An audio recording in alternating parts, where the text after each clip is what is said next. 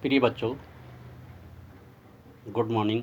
आप सबको, अभिभावकों को, अपने स्टाफ के सहयोगियों को, प्यारे छात्रों, आपको मालूम है कि विद्यालय बंद हुए 2 माह से अधिक हो चुके हैं। हमारे बच्चे दैनिक जो शैक्षिक गतिविधियां हैं उससे वंचित न हों, इसके लिए हमने ऑनलाइन शिक्षण प्रारंभ किया था पिछले माह 7 अप्रैल से। और पहले तो शुरू में हमने व्यक्तिगत नंबरों पर, जो हमारे पास उपलब्ध थे उनके व्यक्तिगत नंबरों पर हमने कुछ गृह कार्य पोस्ट की थी, पर शीघ्र ही 14 तारीख से गृह कार्य के लिए एक ऑनलाइन ग्रुप बनाया गया, जिसमें सभी बच्चों से जुड़ने की कोशिश की गई। और शुरू में एक टाइम टेबल भी हमने बना के भेजा था, जिसमें प्रातः से लेकर के सायं तक की समस्त गतिविधियां, कब क्या करना है, कब उठना है, कब साफ़ सफाई करनी है, कब योगा करना है, और खेलने में कितना वक्त लगाना है, पढ़ाई में कितना वक्त लगाना है, गणित का विषय कब हल करना है, और जब कोई कठिन विषय से उबन पैदा हो जाती है तो उसके बाद एक सरल विषय को भी उसमें टाइम टेबल में रखा गया था। एक कठिन, एक सरल विषय, इस तरह से एक व्यवहारिक समय सारणी बना करके भेजी गई थी।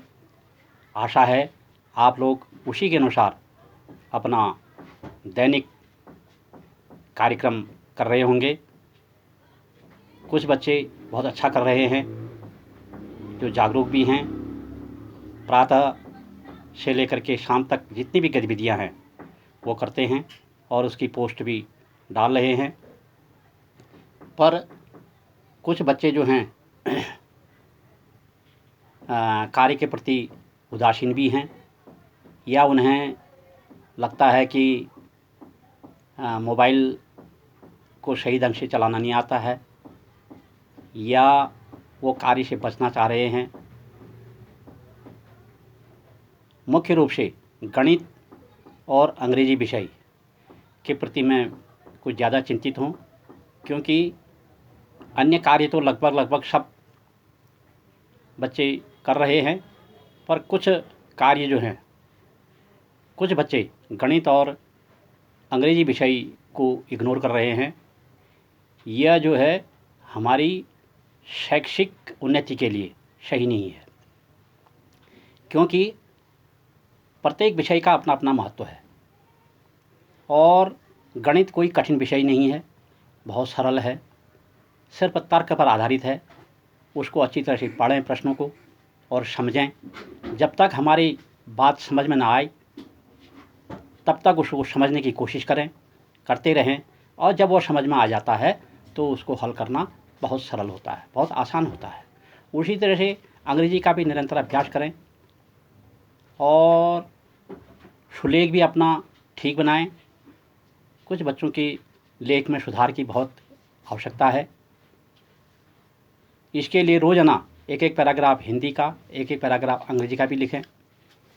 और साथ ही जो विषय में जो भी आपके डाउट हैं, जो भी कठिनाइयाँ जहाँ पर महसूस होती हैं, उस कठिनाई को चिन्हित कीजिए और उनको किसी पन्ने में लिख करके आप ग्रुप में पोस्ट कर सकते हैं।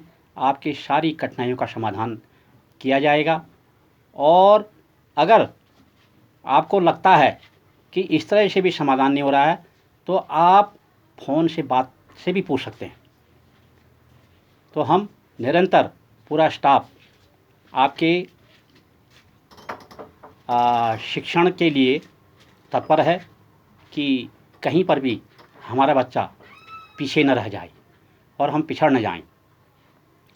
इसके लिए हम तत्पर हैं। और आप लोगों से भी, अभिभावकों से भी निवेदन है कि आप लोग निरंतर अपने बच्चे के साथ रहिए और उसके कार्य में मदद कीजिए। मान जाए कोई कठिन विषय है या कोई टॉपिक ऐसा है जो समझ में बच्चे के नहीं आ रहा है, उसको भी आप वक्त दीजिए और उसको समझाने का प्रयास कीजिए। अगर आपसे भी अगर वो समझ में नहीं आती है वो बात, तो उसको आप विद्यार्थी के माध्यम से या स्वयं भी आप हमसे पूछ सकते हैं। हम हर समस्या का समाधान करने के लिए हर वक्त तत्पर हैं। अतः आप जो शिक्षा का जो माहौल है घर का, उसको बनाइए और बच्चों को जो है बड़े प्रेम प्यार से उनको अपने कार्य में लगाइए। धन्यवाद। जय हिंद।